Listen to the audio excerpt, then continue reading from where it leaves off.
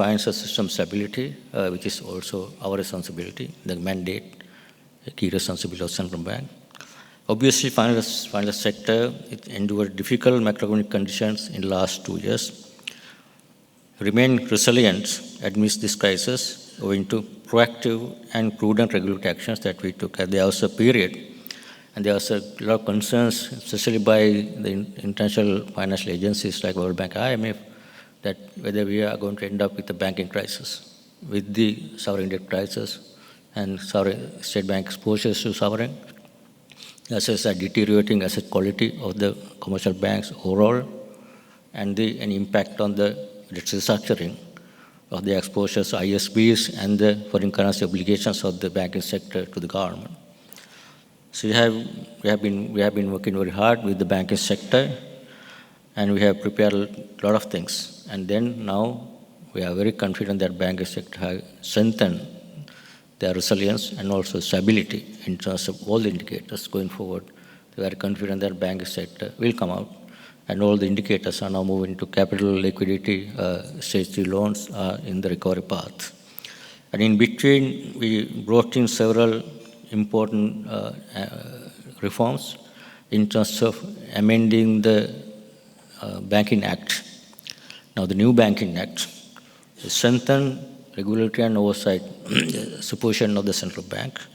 We provided regular guidance in the banks and non-bank institutions for capital and liquidity. And also we conducted asset quality review independently by all large banks. And now we see based on the analysis and forward-looking dynamic stress testing that tool we have to assess banks' stability even going forward, we are confident that banking sector, other than two state banks, they can build their own capital without any capital intrusion from the taxpayers' money. Two state banks obviously need some capital support from the government because they are restructuring their obligations, medium to long term CPC loans, and some of the ISB exposures. Restructuring, they will have some impact, but government, as you know, in the IMF program, allocated 450 billion if needed to support recapitalization. But our latest assessment, we may not need that much. Even 1/3 may be sufficient to address any capital shortfalls arising out of foreign exchange restructuring. Foreign exchange debt restructuring of the two state banks is much better than anyone expected earlier. So soon after the Parliament, I think the establish that will take place. And then with that, other remaining part of the foreign exchange debt restructuring would be completed by the end of this year, so that from next year onwards, government can go in a much easier and less burden in terms of debt servicing. And our banking sector also will be strengthened so that they can support the economic recovery process, which must more confidence with sufficient capital and liquidity in the banking system.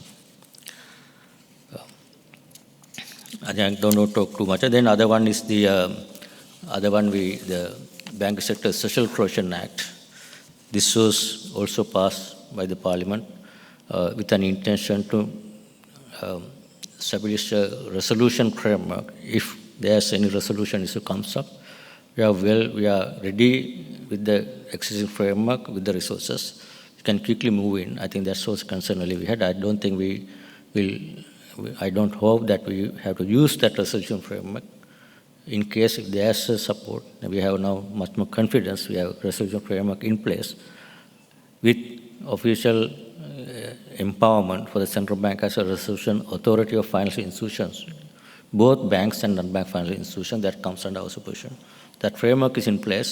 Any resolution issue comes up when it comes to regulatory institutions, a central bank, we have a very strong, robust framework in place so that we can move quickly and address any concerns arising out of not the liquidity, the solvency of any financial institution.